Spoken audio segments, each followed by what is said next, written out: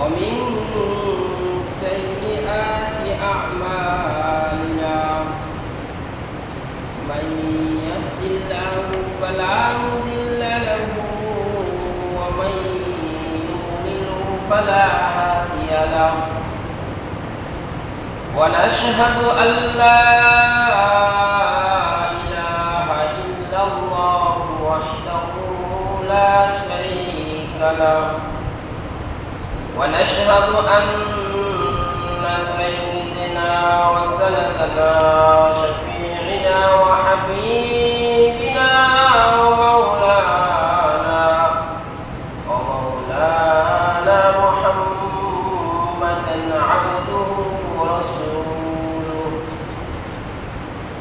أرسله بالحق بشيرا ونذيرا فصلى الله تعالى عليه وعلى آله وأصحابه وبارك وسلم تسليما كثيرا عما بعد أعوذ بالله من الشيطان الرجيم بسم الله الرحمن الرحيم والذين آمنوا أشد حبا لله وقال النبي صلى الله عليه وسلم اللهم اجعل حبك أحب الأشياء إليه أو كما قال رسول الله صلى الله عليه وسلم شكرا لله اللهم صل على محمد وعلى آل محمد كما صليت على إبراهيم وعلى آل إبراهيم إنك حميد مجيد اللهم بارك على محمد وعلى آل محمد كما باركت على إبراهيم وعلى آل إبراهيم إنك حميد مجيد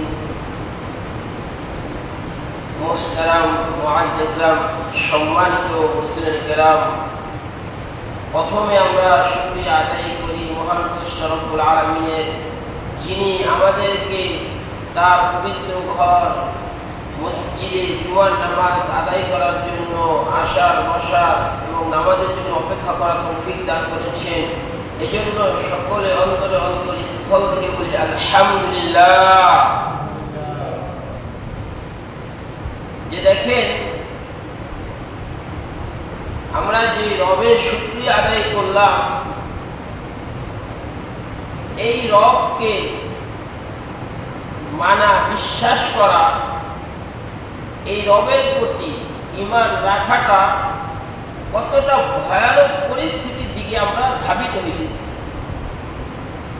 সময় যত সামনের দিকে যাইতেছে সামনে অগ্রসর হইতেছে তত বেশি আমরা দুনিয়ার যত সামনের দিকে যাইতেছে তত বেশি ফিতনা ফাসাদের মধ্যে আমরা পড়তেছি। আমাদের আগে যারা আমাদের পূর্বপুরুষ ছিল তারাও মনে হয় এতটা ফিতনার ভিতরে ছিল না, কিন্তু আমাদের পরিস্থিতিটা যতটা দিন সামনের দিকে অগ্রসর হইতেছে ততটা ডিজিটাল হইতেছে আর ফিতনার ভিতরে তত বেশি আমরা ধাবিত হইতেছি। যে বলে 90 দশকে তখনও মানুষ এতটা মোবাইল অ্যাভেলেবেল ছিল না, তখনও মোবাইল এতটা আমাদের কাছে ছিল না। কেউ টেলিফোনে কথা বলতে হইলে পুরা একটা এলাকার ভিতরে কিংবা একটা গ্রামের ভিতরে হয়তো জমিদার 2-1 বাড়ির ভিতরে পাওয়া যেত, কিন্তু বর্তমান সময়ে গেছে যে কোটি কোটি কাছে কি মোবাইল আছে থেকে বেশি যে গরিব ওর কাছে আরো বেশি আছে। একটা হলেও হয় না, দুইটা লাগে। তাহলে এই যে কতটা ডিজিটাল হয়ে গেছে, কতটা সংক্ষিপ্ত আকার হয়ে গেছে, মানুষ সমাজ চলা ফেরা উঠা বসাগুলো এখন আগের মতো নেই।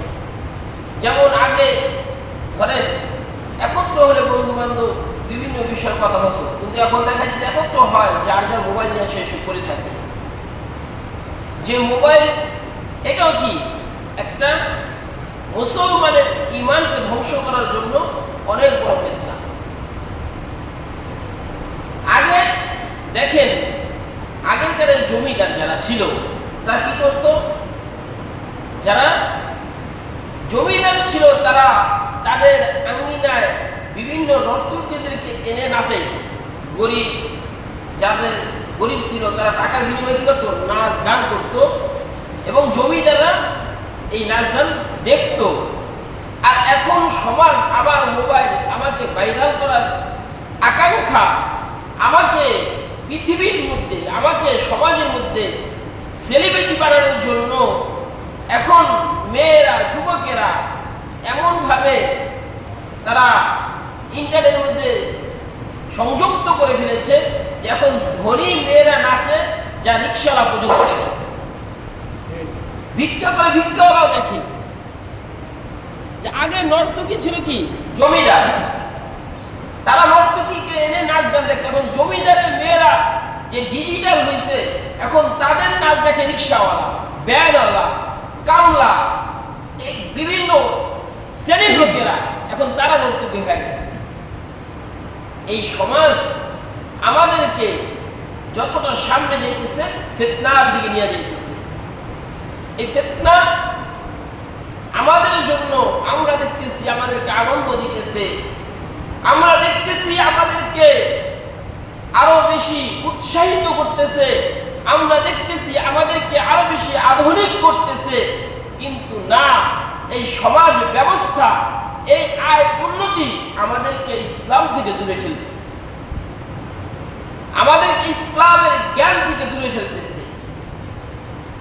যে আল্লাহ রাসূল সাল্লাল্লাহু আলাইহি ওয়াসাল্লাম এই ফিতনা থেকে বাঁচার জন্য, এই ফাসাদ থেকে বাঁচার জন্য, যে শেষ জামানায় সবচাইতে যত ফিতনা আছে, সবচাইতে একটা বড় ফিতনার নাম হলো দাজ্জালের ফিতনা। আমরা জানি কিনা,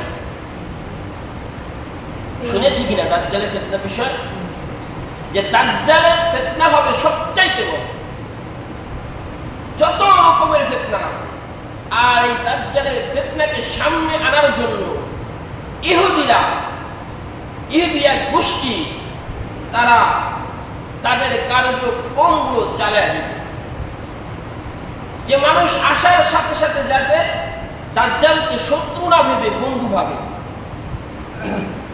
এটা সিনেমার মাধ্যমে বলেন, এটা বিভিন্ন আচার অনুষ্ঠানের মাধ্যমে বলেন, এটা তাদের বিভিন্ন প্রকার প্রোগ্রামের মাধ্যমে তারা এই দাজ্জালকে হিরো হিসাবে বানিয়ে দিয়েছে।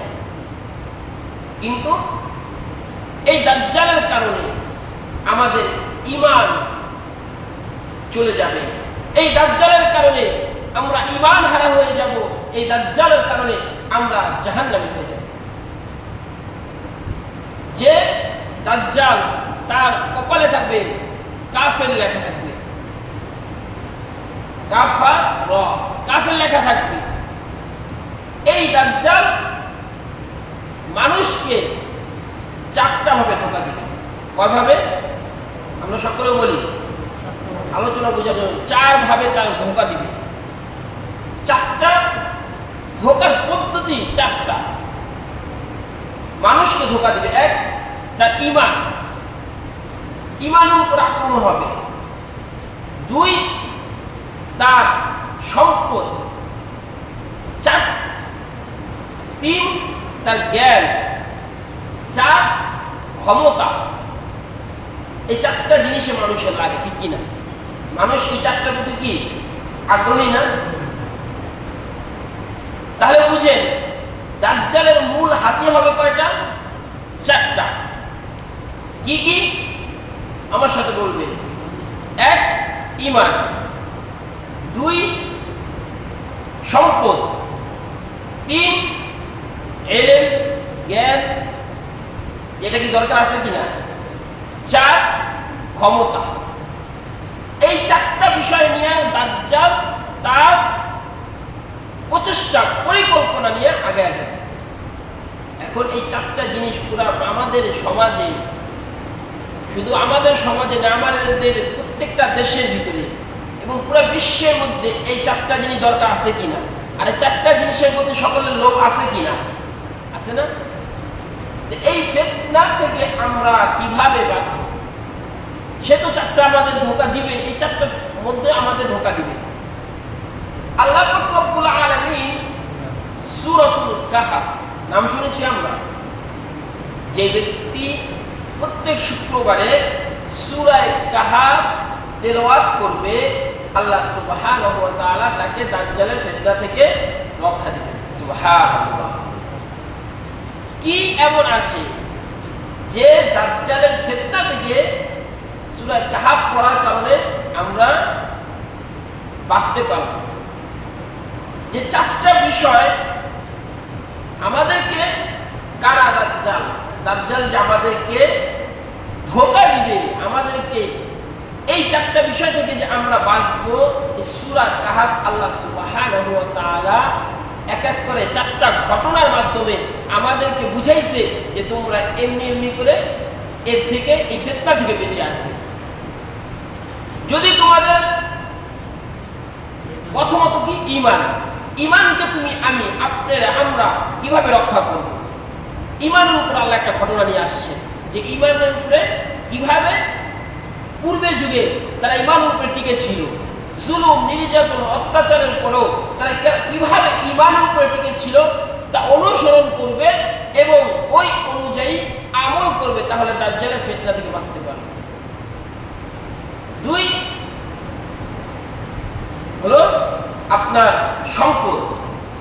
সম্পদের একটা ঘটনা নিয়ে আসছেন আল্লাহ তাআলা 2 নম্বরে সূরা কাহফে, যে এই সম্পদের ঘটনা থেকে তুমি আমি শিক্ষা নিয়ে তারপরে আমরা দাজ্জালের ফিতনা থেকে বেঁচে থাকব। 3 জ্ঞান, জ্ঞানের একটা ঘটনা আনছে, যে জ্ঞানের ঘটনা যারা বুঝে তারপরে আমরা কি করব? এই দাজ্জালের ফিতনা থেকে বেঁচে থাকব। 4 নম্বর সম্পদ, ক্ষমতা। তো ক্ষমতার একটা ঘটনা আনছেন, যে ক্ষমতা থেকে, ক্ষমতার লোভ লালসা যখন দাজ্জাল আপনাকে আমাকে দিবে, আমি কিভাবে ক্ষমতা থেকে, লোভ থেকে, এই লালসা থেকে নিজেকে, সমাজকে বাঁচিয়ে রাখবো, আল্লাহ তাআলা কোরআনের সূরা কাহফের ভিতরে এই ঘটনা তুলে দিচ্ছে। এই জন্য এই সূরাকে সে জামানা সূরা বলা হয়। যে জামানার দিকে আপনি, আমি, আমার সমাজ ধাবিত। আমি যদি শিক্ষা গ্রহণ করি, আমার সন্তান শিক্ষা গ্রহণ করবে, আমার সন্তান শিক্ষা গ্রহণ করলে তার ছেলে সন্তান শিক্ষা গ্রহণ করবে, তাহলে এক এক করে আমরা এই ফিতনা থেকে বাঁচতে পারব। যেমন আল্লাহ সুবহানাহু ওয়া তাআলা দাজ্জালকে, তাকে যে ক্ষমতা দিয়েছেন, এই ক্ষমতা দিয়েছেন কে? বলেন সকলে। আল্লাহ তাআলা দিয়েছেন। পরিপূর্ণভাবে তাকে দ্বারা যা কিছু করানো হবে সব ক্ষমতার উৎসকে আল্লাহ পাক। এবং পরীক্ষা নিবে কি? আমাদের ঈমানে। আপনাকে আমাকে যে ঈমান দিয়েছে, এই ঈমানের উপরে আপনি আমার লোভ লালসা, আমার ক্ষমতা, আমার জ্ঞান, আমার ধন সম্পদ সবকিছুর বিনিময়ে আমি কি ঈমানকে বিক্রি করে দেই, না ঈমানকে ধরে রাখতে পারি? দাজ্জালের এমন ক্ষমতা থাকবে যে ঈমানের উপর আক্রমণ করবে। কিভাবে করবে? সে জামানায় আল্লাহ পাক রব্বুল আলামিন দাজ্জালকে ক্ষমতা দিবেন। দাজ্জাল যাবে, যে বলবে আমি তোমাদের রব। এক গ্রামে, এক সমাজে, এক ব্যক্তিকে এভাবে যে আমি তোমাদের রব, তখন তারা অস্বীকার করবে, না আপনি আমাদের রব না।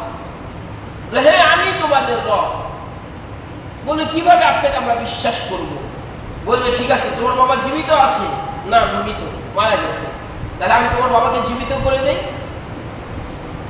সাথে সাথে তার বাবার সুরত ধরে শয়তানকে আনে হাজির করে দিবে। নাউজুবিল্লাহ। তার বাবার সুরত ধরে শয়তানকে আনে হাজির করবে, দেখতে দেখবে হ্যাঁ এটা তো আমার বাবা। তখন তারা বলবে হ্যাঁ আপনি আমাদের রব। যাদের ঈমান দুর্বল, যাদের ঈমান দুর্বল, যাদের ঈমান নষ্ট হয়ে গেছে, তারা বলবে হ্যাঁ আপনি আমাদের রব। নাউজুবিল্লাহ। এটা কি ঈমান নষ্ট হয়ে যাবে আমাদের।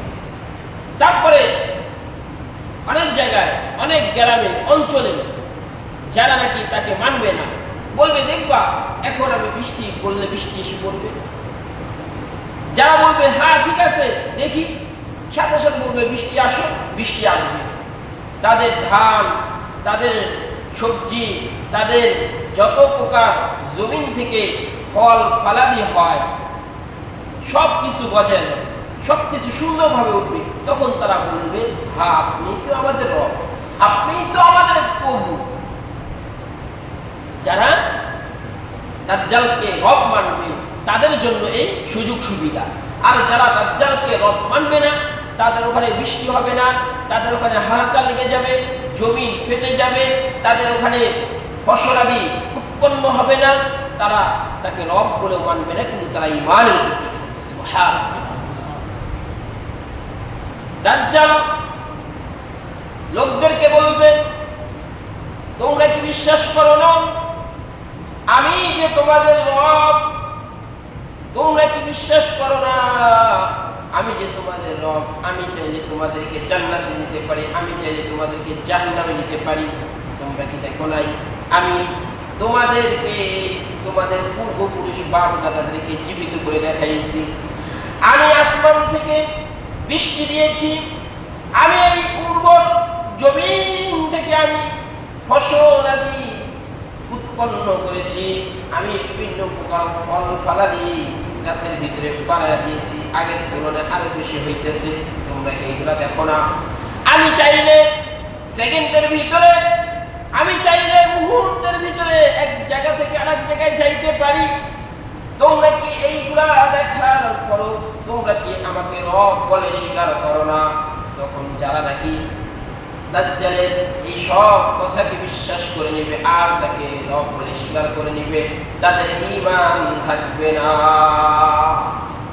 তাদেরকে বলবে তোমরা কি জান্নাতে যেতে চাও?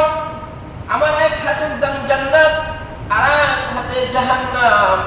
তোমরা যারা জান্নাতে যেতে চাও আসো আসো। দাজ্জাল যাকে জান্নাতে নিবে, মানুষ তো দেখবে জান্নাতের মধ্যে নিয়েছে, কিন্তু সে গেল কোথায়? জাহান্নামের মধ্যে চলে গেছে। আল্লাহ পাক রব্বুল আলামিন তাকে জাহান্নামের আগুনের মধ্যে পুরবে। আল্লাহ পাক রব্বুল আলামিন বলেন ওই ব্যক্তি যে নাকি দাজ্জালের কথা শুনে জান্নাতের মধ্যে প্রবেশ করলো, আমি আল্লাহর জাহান্নামের মধ্যে প্রবেশ করলো। আর যেই ব্যক্তি দাজ্জালকে মানবে না, যেই ব্যক্তি দাজ্জালের হুকুমত মানবে না, যে বলবে এই শয়তান তুই তো আমাদের ঈমানকে ধ্বংস করতে এসেছিস, তুই তো আমাদের ঈমানকে বিনষ্ট করতে এসেছিস, তুই তো প্রকৃতপক্ষে রব নয়, তুই তো মালিক নয়। আমি তো কোরআন থেকে শুনেছি, আমি তো আলেম ওলামাদের থেকে শুনেছি, আমি তো হাদিস থেকে শুনেছি, তুই তো রব নয়, বরং তুই ঈমান ধ্বংসকারী একজন দাজ্জাল।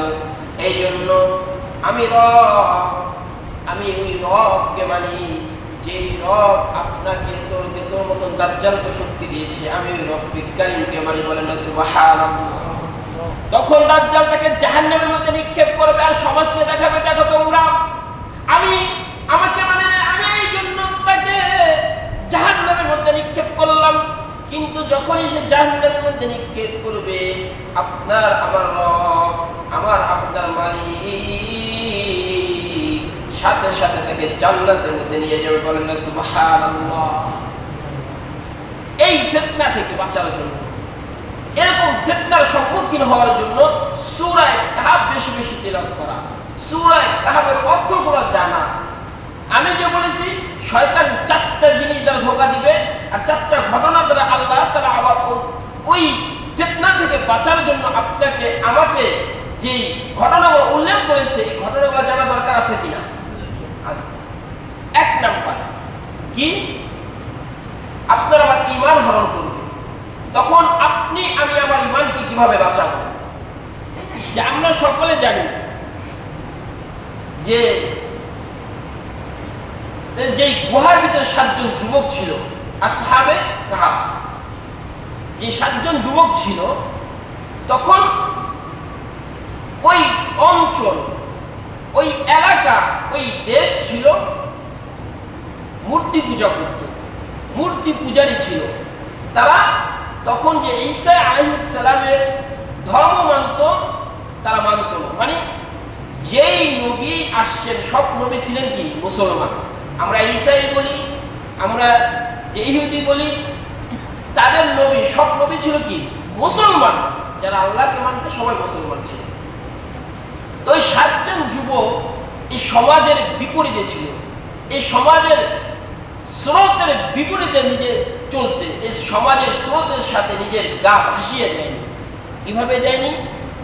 যে সবাই তখন ওই বাদশার কথা অনুযায়ী, ওই বাদশার কথা অনুযায়ী মূর্তি পূজা করত, ওই বাদশার কথা অনুযায়ী তারা আল্লাহর বিরুদ্ধে আচরণ করত, ওই বাদশার কথা অনুযায়ী তারা মূর্তিকে সেজদা করত, মূর্তির কাছে চাইত। কিন্তু ওই 7 জন যুবক তাদের কথা শুনে নেয়। বাদশা দাখিয়ান মনে হয় তার নাম ছিল।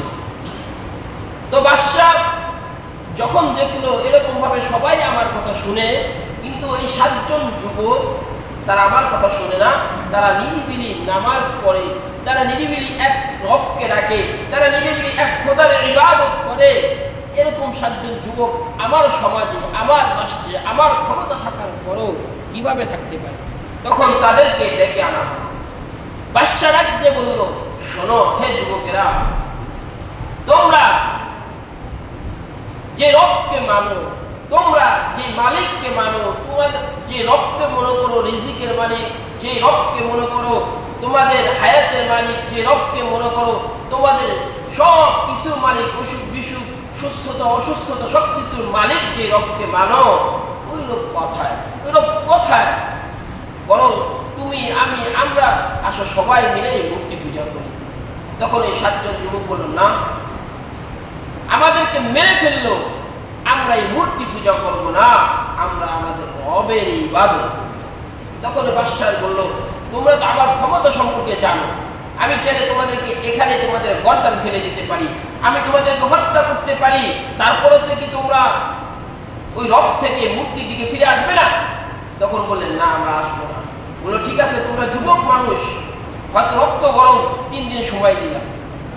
তারা 7 জন যুবক একত্র হয়ে বের হয়ে চিন্তা করতেছে, এখন কি আমরা তাদের সাথে এই মূর্তি পূজা, এই তাদের সাথে নিজেদের গা ভাসিয়ে দিয়ে মূর্তি পূজা করব, আল্লাহর সাথে শিরিক করব। লা তুশরিক বিল্লাহ ইন্না শিরকা লাযুলমুন আযীম। যে ইন্না শিরকা লাযুলমুন আযীম, শিরক হলো সবচেয়ে বড় গুনাহ। দুনিয়ার জমিনে আপনি আমি যত গুনাহ করি না কেন আল্লাহ মাফ করে দিবেন, সব গুনাহ করার পর আল্লাহ পরকালে গেলে মাফ করে দিবেন।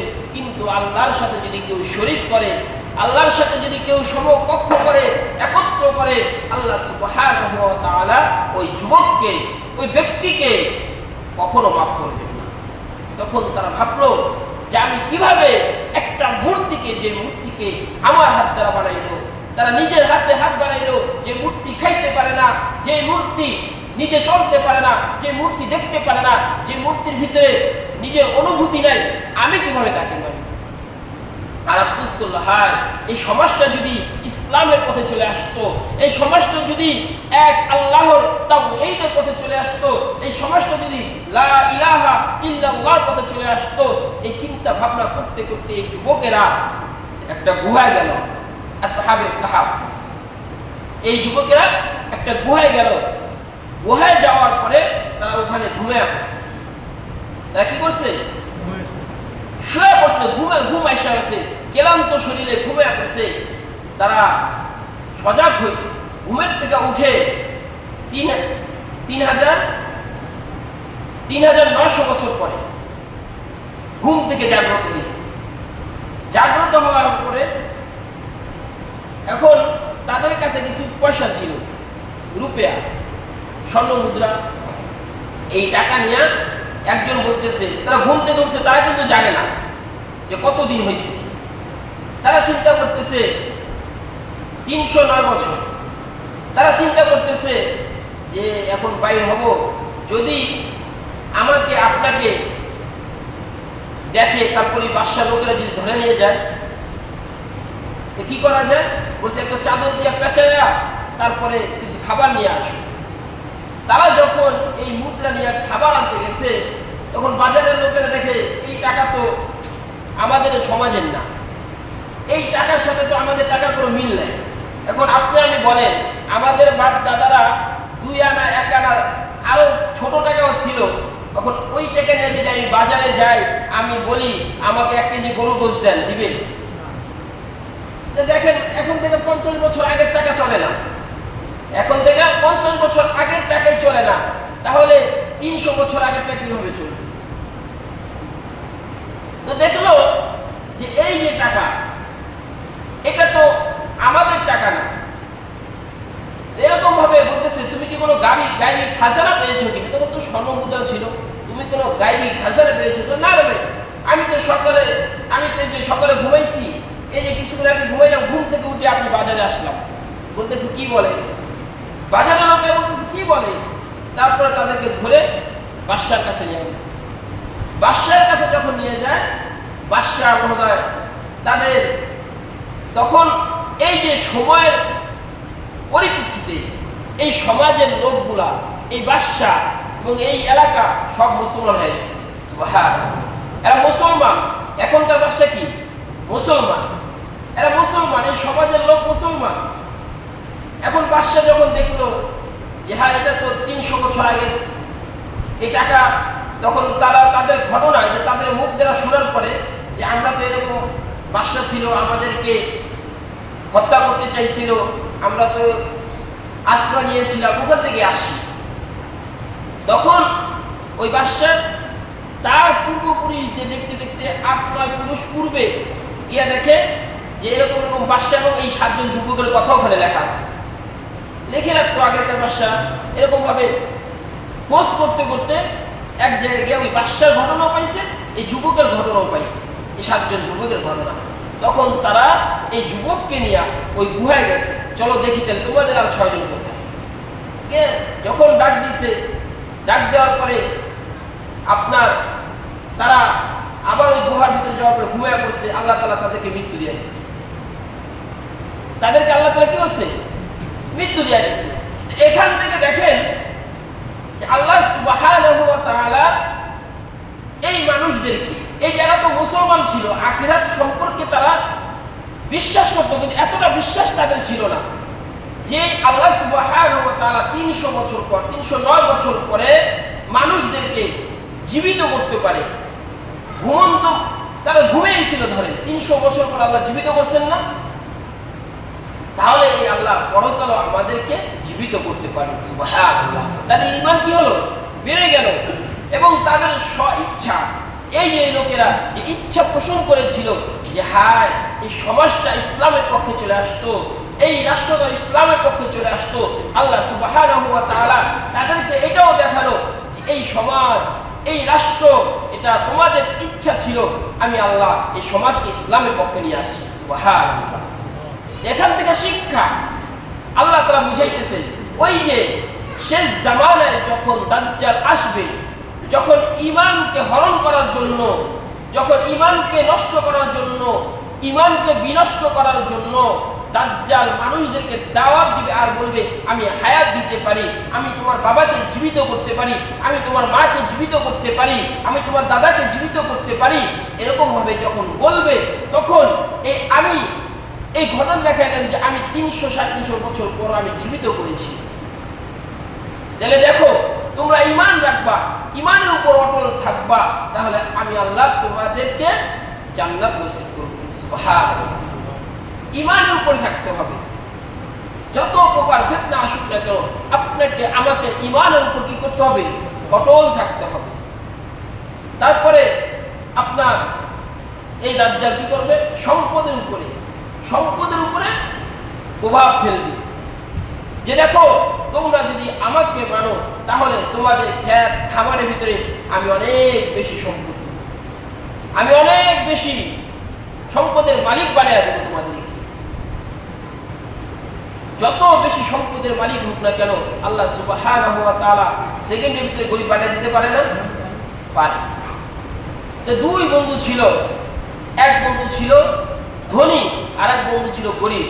ধনী বন্ধু ছিল অবিশ্বাসী আর গরিব বন্ধু ছিল বিশ্বাসী। মানে যে গরিব ছিল সে আল্লাহকে বিশ্বাস করত, আর যে ধনী ছিল তার অহংকার অহমিকা এতটা, তার সম্পদ তাকে, তার অহংকারকে বাড়িয়ে দিয়েছিল, সে আল্লাহকে অবিশ্বাস করত।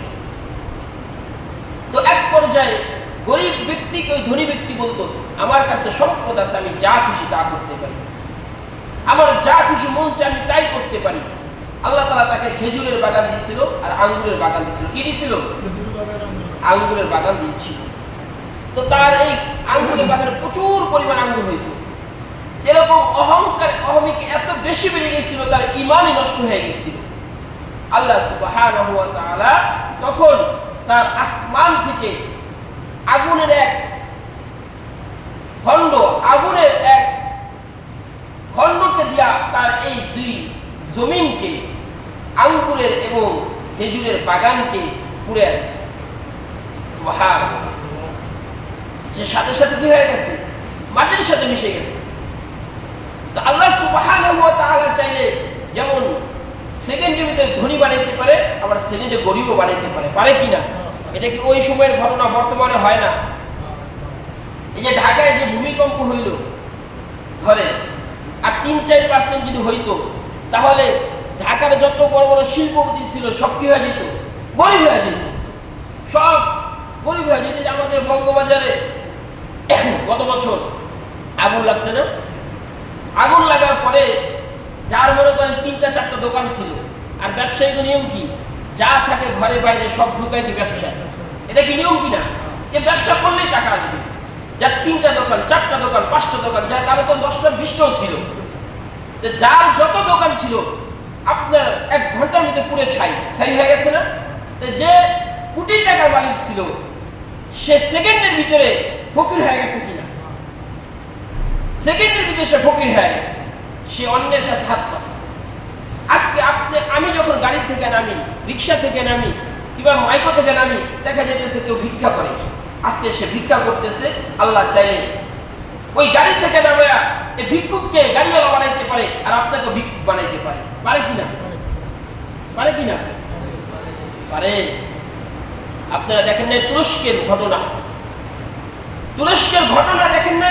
ভূমিকম্পে যখন সব পড়ে গেছে, 10 তলার মালিক, 15 তলার মালিক, 5 তলার মালিক, যার রাত্রে যখন ঘুমাইছে তখনও ছিল কোটি টাকার বাড়ি ছিল, কোটি টাকার সম্পদ ছিল, কিন্তু যখন ওই ঘর ভেঙে গেছে, তার খাবারের জায়গা নাই, তার থাকার জায়গা নাই, তার সম্পদ নাই, তখন ওই যে বাহিরের থেকে অন্য রাষ্ট্র থেকে যখন খাবার আসছে, এই পেটের দায়ে 2টা রুটির জন্য ওই কোটি টাকার মালিক গিয়ে সিরিয়ালে দাঁড়াইছে কিনা? প্রথম লাগছে আল্লাহ তাআলা বলেন, কয় সেকেন্ডের বাড়িতে আল্লাহ কয়েকটা সেকেন্ড বাড়ি দেওয়ার কারণে সে কোটি টাকার মালিক থেকে ফকির হয়ে গেছে।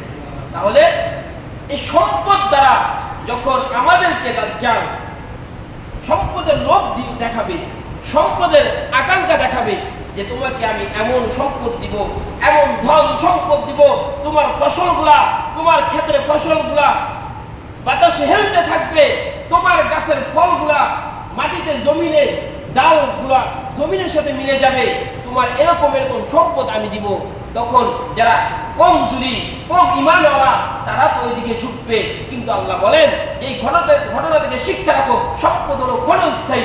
আমি চাইলে তোমাকে সেকেন্ডের ভিতরে বড়লোক বানাইতে পারি, আবার চাইলে সেকেন্ডের ভিতরে আমি গরিবও বানাইতে পারি। দেখেন নাই রাস্তা হয়েছে, বলি রাস্তা হয়েছে, শেখ হাসিনা রাস্তা করছে না? যে সরকারে আসবে তার দায়িত্ব। রাস্তা করছে, ক্ষেত খামারের মধ্যে বাড়ি ছিল। কোথায় বাড়ি ছিল? ক্ষেত খামারের ভিতরে। 3000 টাকা কাঠা, 4000 টাকা কাঠা, কিংবা 10-20 হাজার টাকা কাঠা। রাস্তা গেছে, সাথে সাথে হয়ে গেছে 10 লাখ টাকা। গ্রাম অঞ্চলে যারা বাপ দাদা থেকে সম্পদ পাইছে, কম পাইছে, অনেক সম্পদ পাইছে, কয়েক বিঘা পাইছে, তখন তার বিঘার হিসাব করতে গিয়া সে রাস্তায় ম্যাচ গেছে, সাথে সাথে সে কোটি টাকার মালিক হয়ে গেছে। আল্লাহর কত গুণ লাগে বড় লোক বানাই, সাথে সাথে বড় লোক হয়ে গেছে। তো সম্পদ আসবে যাবে, কিন্তু আপনার আমার ঈমানকে টিকায় রাখার জন্য আল্লাহ এই ঘটনা উল্লেখ করছে। এই যে অহংকারী বন্ধু, এই যে ঈমান হারা বন্ধু, যে এই সম্পদের অহংকার করছে, আমি আল্লাহ এক আগুনের খণ্ড দ্বারা তার সম্পদকে সেকেন্ডের মধ্যে ছাই বানিয়ে দিছি। আর ওই যে ঈমান ছিল, সে ঈমানের কারণে আখিরাতে জান্নাত হয়ে গেছে। এটা কি তার জন্য সবচেয়ে বড় সম্পদ না? তাহলে আমাদেরকে যদি সে ধোঁকাও দিতে চায়, আমরা ধোঁকার তলে পড়বো না।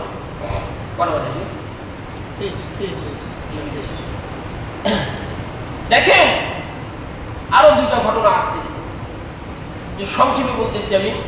হযরতে মূসা আলাইহিস সালাম, তৃতীয়ত কি জ্ঞান, জ্ঞান বিবেক যার থাকে তারও কিন্তু অহংকার থাকে। যার যত জ্ঞান আছে তার অহংকারও তত বেশি। সম্পদ থাকলে যেমন অহংকার থাকে, জ্ঞান এলেম থাকলে অহংকার থাকে। তো হযরত মূসা আলাইহিস সালাম একবার এরকম তার উম্মতদেরকে নসিহত করতেছে, তখন তাকে জিজ্ঞাসা করা হলো যে, হে মূসা, এই পৃথিবীর মধ্যে বর্তমানে সবচেয়ে বেশি জ্ঞানী কে? তখন মূসা আলাইহিস সালাম বলছেন স্বাভাবিকভাবে যে যেই সময় যে নবী থাকে সেই সবচেয়ে বেশি জ্ঞানী। এই চিন্তাধারা থেকে মূসা আলাইহিস সালাম বলছেন যে আমি সবচেয়ে বেশি জ্ঞানী। কিন্তু আল্লাহ তাআলা এটা পছন্দ করেন নাই, কারণ আল্লাহ চাইছে ঠিক আছে তুমি জ্ঞানী, তোমাকে কিতাবের জ্ঞান দিয়েছি আমি, তুমি বলতা যে আল্লাহ তাআলা বর্তমান পৃথিবীতে আল্লাহ আমাকে যত নবী করে পাঠাইছে আমি সবচেয়ে বেশি জ্ঞানী। মানে আল্লাহর নামটাকে সংযুক্ত করা না করার কারণে আল্লাহ সাথে সাথে বলেছে, হে মূসা তুমি সবচেয়ে জ্ঞানী নয়, আমার আরেক বান্দা আছে যে তোমার থেকে জ্ঞানী। সুবহান, তোমার আরেক বান্দা, আমার আরেক বান্দা আছে যে তোমার থেকে জ্ঞানী। তা আল্লাহ তাআলা বলতেছে, আল্লাহ তার সাথে কিভাবে সাক্ষাৎ করা যায়? বলতেছে তুমি একটা মাছ ভেজে নিয়ে যাইবা, আমি একটু সরে বলতেছি, ভেজে নিয়ে যাইবা, যেখানে এই মাছটা সাগরে পার দিয়ে যেতে বলছে, এই মাছ দেখবা সাগরে চলে গেছে, ওইখানেই তুমি আমার ওই বন্ধুর দেখা পাইবা, আমার ওই বান্দার দেখা পাইবা। ঠিক আছে? হযরত মূসা আলাইহিস সালাম তার বন্ধুকে, তার খাদেমকে নিয়ে ওই নদীর ধারে পার হইছে। পার হওয়ার সময় একটা পাথরের সাথে ঘুম আইসা পড়ছে, পাথরের সাথে হেলান দিছে। হেলান দেওয়ার পরে ওই যে হেলান দিছে, ওই পাথর থেকে পানি পড়তো, যে পানিটার নাম ছিল আবি হায়াতের পানি। মানে ওই পানিটা যদি মরা গাছের সাথে লাগতো, ওই মরা গাছ জীবিত হয়ে যেত, মরা যে কোনো একটা জিনিসের সাথে লাগলে তা জীবিত হয়ে যেত। ওই যে মাছটা ভাজা ছিল, ওই পানিটা এসে তার ব্যাগের ভিতরে গিয়ে ওই মাছের ভিতরে লাগছে, মাছ জীবিত হয়ে সাগরের মধ্যে চলে গেছে। এখন এইটা খাদেম লক্ষ্য করছে, কিন্তু বলে নেই, হাঁটতেছে। মূসা আলাইহিস সালাম কিছুক্ষণ পর যাওয়ার পর বলতেছে, মাছটা তাও খিদা লাগছে, খাবো। বলতেছে আপনাকে তো আমি বলি নেই, ওই যে আমরা যেখানে হেলান দিছিলাম সেখানে মাছ চলে গেছে, জীবিত হয়ে মাছ চলে গেছে। আবার ফিরে আসে, দেখবে যে মাছটা জীবিত হয়েছে, বালুর ভিতরে নাড়াচাড়া করছে না, নাড়াচাড়া করে যে সাগরের মধ্যে গেছে, ওই চিহ্নটা রয়ে গেছে। চিহ্ন দেখে মূসা আলাইহিস সালাম ওই চিহ্ন অনুযায়ী তলে গর্তের ভিতরে ঢুকছে। ঢুকার পরে দেখো ওখানে হযরত খিজির আলাইহিস সালাম, খিজির আলাইহিস সালামকে দেখে সালাম দিয়েছে। সালামের জবাবে খিজির আলাইহিস সালাম বলছে, তুমি কে? বলছে মূসা। মূসা আলাইহিস সালাম তখন বললেন, আমি তো জানি আমি সবচেয়ে জ্ঞানী, কিন্তু আল্লাহ বলেন আপনি সবচেয়ে জ্ঞানী, আমি আপনার জ্ঞান দেখতে আসছি। সুবহানাল্লাহ, আপনি আমাকে আপনার সাথে রাখেন। তখন এই খিজির আলাইহিস সালাম বলতেছে, না তুমি আমার সাথে থাকতে পারবে না, কারণ তোমার ধৈর্য সহ্য কম, তুমি পারবা না। তখন বলতেছে, হ্যাঁ আমি পারবো। কি করা যায়? আমাকে আপনার সাথে রাখেন। যাই হোক, সাথে রাখছে শর্ত অনুযায়ী। প্রথম যখন নৌকায় উঠে, নৌকা উঠার পরে, নৌকা পার হওয়ার পরে নৌকাটাকে ফাটায় দেয়, ঝিল করে দেয় খিজির আলাইহিস সালাম। মূসা আলাইহিস সালাম বলতেছেন, আপনি কি করলেন? যেই লোক আমাদের থেকে, আমাদেরকে ভালোবেসে, আমাদেরকে সম্মান করে পার করে দিল, টাকাও নিল না, আপনি তার নৌকা ফুটা করে দিলেন। খিজির আলাইহিস সালাম বলছে না তোমার ধৈর্য কম, তুমি আমার সাথে থাকতে পারবে না, যাও চলে যাও। বলতেছে না, ভুল হয়ে গেছে, ভুল হয়ে গেছে, চলো গেছি। প্রশ্ন করতে পারবো না, কিন্তু ঠিক আছে আরেকটা সুযোগ দেন। সামনে দিকে গেছে, এক বাচ্চা ছেলে খেলতেছে, তাকে ডেকে এনে তাকে সাথে সাথে হত্যা করলো, মেরে ফেললো। মূসা আলাইহিস সালাম, এটা কি করলেন? একটা ছোট্ট বাচ্চাকে আপনি মেরে ফেললেন, এটা হলো? বলতেছে তোমাকে আমার সাথে রাখবোই না, তুমি চলে যাও। আবারও বলে যে এবার সে আচ্ছা, এরপরে আর করবো না। তো তাদের যে সফরের কারণে তাদের ক্ষুধা লাগছে, ক্ষুধা লাগার কারণে এক গ্রামে গেছে, বলতেছে যে আমাদেরকে কিছু খাবার দাও, কিন্তু ওই গ্রামের লোকগুলো ছিল কি কিপটে, একেবারে কিপটে। তারা খাওয়ার জন্য কোনো কিছু দিল না, এক গ্লাস পানিও দিল না, বলছে না আমরা তোমাদের কোনো খাবার দিব না। তখন হিজর আলাইহিস সালাম এবং মুসা আলাইহিস সালাম যাওয়া শুরু করছে, দেখতেছে একটা দেয়াল এরকম বাঁকা হয়ে গেছে। তো মুসা আলাইহিস সালামকে বলতেছে দেয়ালটা ধরো সোজা করুন। মুসা আলাইহিস সালামের সাথে সোজা করছে, করার পর বলতেছে যেই গ্রামের লোক আমাদেরকে খাইতে দিল না, এক গ্লাস পানি দিল না, এত কিপটে, আপনি আবার তাদের দেয়ালে সোজা করে দিলেন। বলতেছে তুমি আর আমার সাথে এক সেকেন্ডও থাকতে পারো না। বলছে ঠিক আছে থাকতে পারবো না, তাহলে তিনটা বিষয় যে ঘটলো আমাকে এটার সলিউশনটা দেন, আপনি কি জন্য করছেন? বলছেন প্রথম নৌকা ফাটাইছে এই জন্য, ওই গ্রামের যে বাদশা জমিদার সে ছিল আপনার জুলুমকারী, নির্যাতনকারী। সে কি করতো, তার লোক দিয়ে কিছুক্ষণ পরে এই নৌকা যেহেতু সুন্দর এই নৌকাটা নিয়ে যাইত, এই জন্য আমি ফাটিয়ে দিচ্ছি যে ফাটা নৌকা তাই 5টা লোকে নিবে না। এক, আমি তাকে রক্ষা করলাম। দ্বিতীয়ত যে ছেলেকে আমি মারছি এই ছেলে ছিল হলো যে বড় হয়ে সে তো কাফের হইতো, তার বাবা মাকেও জাহান্নামে নিয়ে, তো আল্লাহ তাআলা আমাকে আদেশ করছে, সাথে সাথে আমি তাকে হত্যা করছি, সেও বাঁচলো, তার বাবা মাও জান্নাতে হলো। ঠিক আছে, এটাও বুঝলাম। তৃতীয়ত তারা আমাদের খাবার দিল, এই দেয়াল সোজা করলেন কেন? এই দেওয়াল যেই বাচ্চাদের যে লোকদের ওরা হলো নাবালক, এই দেয়ালের নিচে সম্পদ আছে, যদি এই দেয়ালটা পড়ে যায় তাহলে এই সম্পদগুলা এই গ্রামের লোক দেখে ফেলবে এবং এই গ্রামের লোক ভাগাভাগি করে নিয়ে যাবে, যার কারণে এতিম তার হক থেকে বঞ্চিত হবে, এতিমের হক মারা যাবে।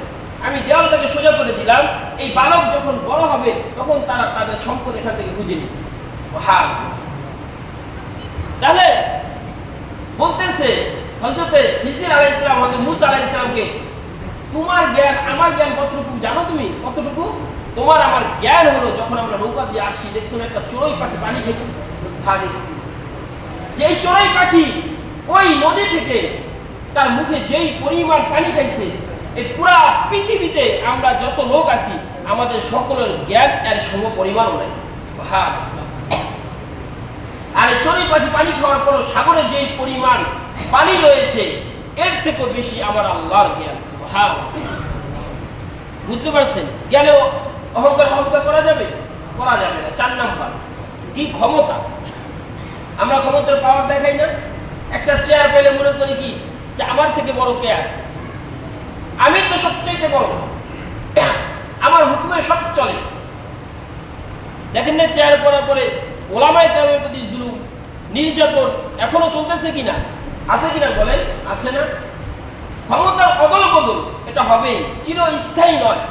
ক্ষমতা কখনো আপনার, কখনো আমার, কখনো আরেকজনের, কিন্তু এই ক্ষমতার পাওয়ার খাটায়া এই ক্ষমতার কারণে যারা জুলুম করবে, যারা নির্যাতন করবে তাদেরকে আল্লাহ তাআলা দুনিয়ার মধ্যে শাস্তি দিবে। ঠিক কিনা বলেন?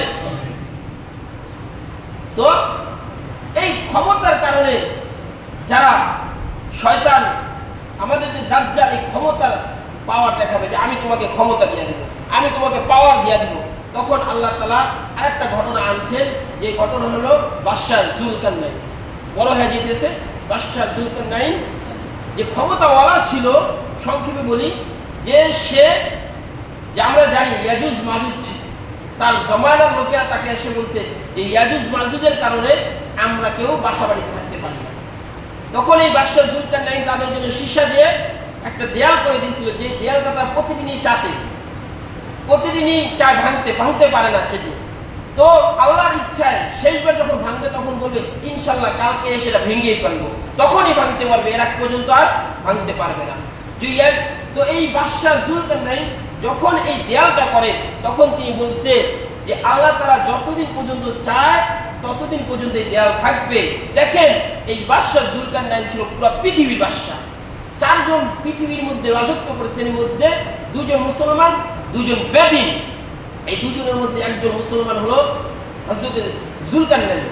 এই বাদশা এত ক্ষমতা থাকার পর, তাদের পুরো পৃথিবীর মধ্যে পাওয়ার থাকার পর সে কি বলছে যে আল্লাহ চাইলে এই দেয়াল থাকবে আর আল্লাহ না চাইলে এই দেয়াল থাকবে না। এত ক্ষমতার পর এই জুলকারনাইন আরো কথা আছে, যখন তার লাশটা নিয়ে যায় 2 হাত কাফন দ্বারা বার করে দিয়েছে, আর বলছে কি যে দেখো আমি পুরো পৃথিবীর বাদশাহী করার পরও আমি কোনো কিছু নিয়ে কবরে যাইতে পারি নাই। তাহলে আমাদেরকে দাজ্জাল যে ক্ষমতা পাওয়ার দেখাবে, তো দেখেন তার থেকে তো বেশি ক্ষমতাবান আপনি আমি হইতে পারবো না, তার থেকে বেশি শক্তিশালী আপনি আমি হইতে পারবো না। তাহলে এই ক্ষমতাতে কি করব? তাহলে এই ক্ষমতাতে কি করব? আমাদের সবচাইতে বেশি যে বিষয়টা দরকার তা হলো আপনার আমার ঈমানকে টিকিয়ে রাখা, আপনার আমার ঈমানের উপরে থাকা। আল্লাহ সুবহানাহু ওয়া তাআলা যাতে করে আমাদেরকে আমাদের ঈমানের উপর অটল থাকতে পারি সেই শক্তি দেয়, সেই ক্ষমতা দেয়, সেই ধৈর্য দেয়। আল্লাহর কাছে আমরা সকলে এই আবদারি করি, ঠিক কিনা বলেন? আল্লাহ তাআলা আমাদের সকলকে ঈমানের উপর থাকার তৌফিক দান করুন। আমিন। ওয়া আখিরু দাওয়ানা আলহামদুলিল্লাহি রাব্বিল আলামিন। এটা বাকি আছে?